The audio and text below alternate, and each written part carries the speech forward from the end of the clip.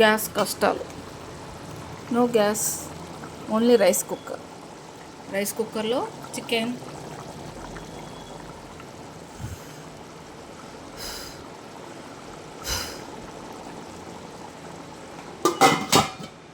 Induction స్టవ్లో milk,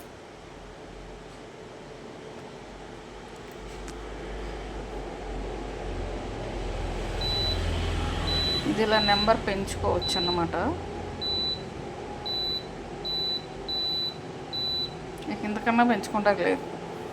ఇది కూడా ఒక కర్రీ చేయాలంటే ఇండక్షన్ స్టవ్ మీద 1.5-2 గంటలు పట్టేస్తుంది.